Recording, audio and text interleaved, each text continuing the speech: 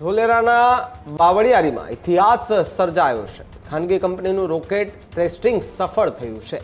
ઓમ space company દ્વારા સફળ rocket launching કરાયું છે. નાના એ સેટેલાઇટ મોકલવાની ટેકનોલોજીનું સફળ પરીક્ષણ પણ કરવામાં આવ્યું. જ્યારે રાજ્યના પ્રથમ સાઉન્ડિંગ રોકેટનું સફળતાપૂર્વક અહીં લોન્ચિંગ કરવામાં આવ્યું હતું. OSRE દ્વારા આ સિદ્ધિ હાંસલ કરવામાં આવી હતી. આ સાથે જ અર્જુન મોઢવાડિયાએ લોન્ચિંગ સ્થળે હાજર રહી સમગ્ર પ્રક્રિયાનું પ્રત્યક્ષ નિરીક્ષણ કર્યું હતું. રોકેટ આશરે 3 કિલોમીટર જેટલી ઊંચાઈ સુધી પહોંચ્યું હતું. 3 મહત્વપૂર્ણ ટેકનોલોજીનું સફળ પરીક્ષણ કરવામાં આવ્યું હતું. આખો વિડીયો જોતા પહેલા હજુ પણ અમારી ચેનલને સબસ્ક્રાઇબ નથી કરી તો યુટ્યુબ પર સબસ્ક્રાઇબ કરો અને ફેસબુક અને ઇન્સ્ટાગ્રામ પર ફોલો કરો.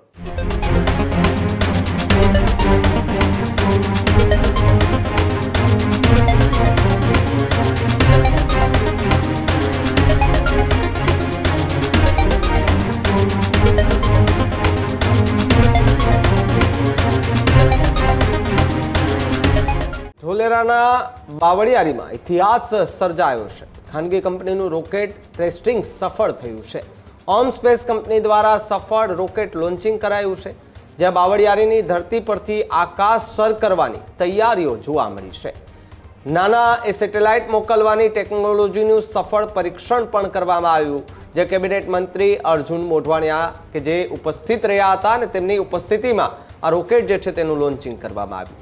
સ્પેસ સેક્ટરમાં ખાનગી કંપનીઓ કે જેનો દબદબો જોવા મળી રહ્યો છે, ત્યારે ધારાસભ્ય કાળુ ડાભી, ભારતીય જનતા પાર્ટીના અગ્રણીઓ જે છે તે ઉપસ્થિત રહ્યા.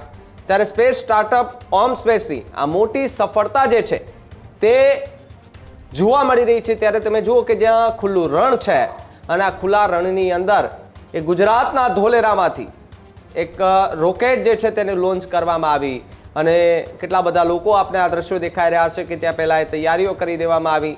રોકેટ જે છે તે ત્યાં લાવવામાં આવ્યા, એમની સિસ્ટમ જે છે તે ત્યાં લાવવામાં આવી, એને લોન્ચિંગ જે છે તે કેવી રીતે કર્યું તેને એક પ્રોસેસ કરવામાં આવી ને પ્રોસેસ કર્યા બાદ ભારતીય જનતા પાર્ટીના નેતાઓ, મંત્રીઓ જે છે તેની ઉપસ્થિતિમાં જે એન્જિનિયરો હતા કે જેમણે આ રોકેટો બનાવી હતી અને આ રોકેટનું આખું સંચાલન જે છે તે કર્યું હતું, એ સંચાલન જે છે તે ક્યાંક ને ક્યાંક સફળ જે છે તે થયું હોય તે પ્રકારની વાત અત્યારે જોવા મળી રહી છે. દ્રશ્યો પણ આપણે દેખાઈ રહ્યા હશે કે જ્યાં આપણે આ દ્રશ્યો દેખાઈ રહ્યા હશે કે જ્યાં સ્પેસ સેક્ટરમાં ખાનગી કંપનીઓનો દબદબો ફરી એકવાર જે છે તે યથાવત જોવા મળી રહ્યો હશે.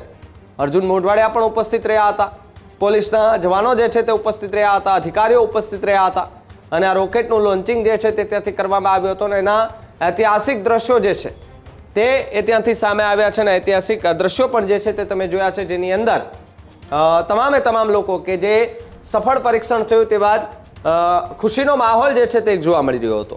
ત્યારે આજ મુદ્દે વાત કરવા માટે મારી સાથે નંદિની જોડાય છે. નંદિની, જે રીતે ગુજરાતના ધોલેરામાં ઓમ સ્પેસ કંપની દ્વારા સફળ રોકેટ લોન્ચિંગ જે છે તે કરવામાં આવ્યું છે, આ ગુજરાત માટે ખૂબ મોટી અને ગૌરવભરી વાત કહી શકાય.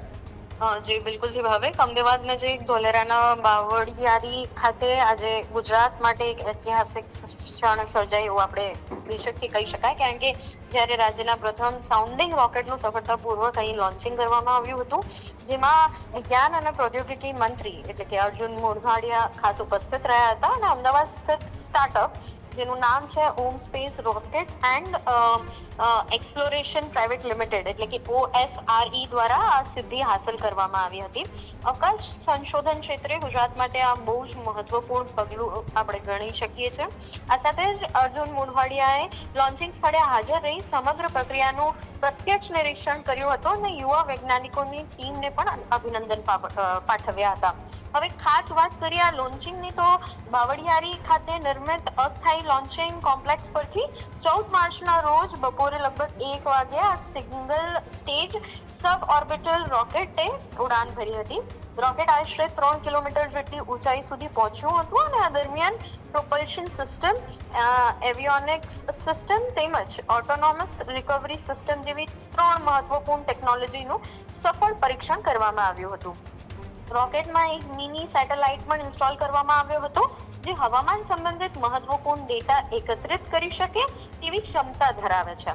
આ પરીક્ષણ દ્વારા ભવિષ્યમાં વધુ આધુનિક અવકાશ મિશન માટે જરૂરી ટેકનોલોજીની કસોટી કરવામાં આવી હતી અને આ જ સાથે કહી શકાય કે મેક ઇન ઇન્ડિયા અભિગમ હેઠળ આ રોકેટનું ડિઝાઇનિંગ અને નિર્માણ અમદાવાદમાં જ કરવામાં આવ્યું છે, જેના કારણે રોકેટનું એરફ્રેમ કાર્બન ફાઇબર અને એડવાન્સ કોમ્પોઝિટ મટીરિયલનો ઉપયોગ કરીને આને તૈયાર કરવામાં આવ્યું છે, જેના કારણે તે હળવું અને વધુ મજબૂત બને છે. આ સમગ્ર પ્રોજેક્ટમાં યુવા વૈજ્ઞાનિકો અને એન્જિનિયરોની મહત્વપૂર્ણ ભૂમિકા દેખાઈ રહી છે અને આવનારા સમયમાં આવા જ પરીક્ષણો થાય તેને લઈને સૌ કોઈ પોતાની વાત આગળ મૂકી રહ્યા છે ને આવનારા સમયમાં શાયદ ધોલેરાથી વધુ રોકેટ લોન્ચિંગ્સ અને તેના પરીક્ષણો થઈ શકે છે તેવી શક્યતાઓ દર્શાઈ રહી છે. ત્યારે જ ન્યૂઝરૂમ ગુજરાતની યુટ્યુબ ચેનલને સબસ્ક્રાઇબ કરો અને ઇન્સ્ટાગ્રામ અને ફેસબુક પર ફોલો કરો. અપડેટ રહો, સત્યની સાથે રહો.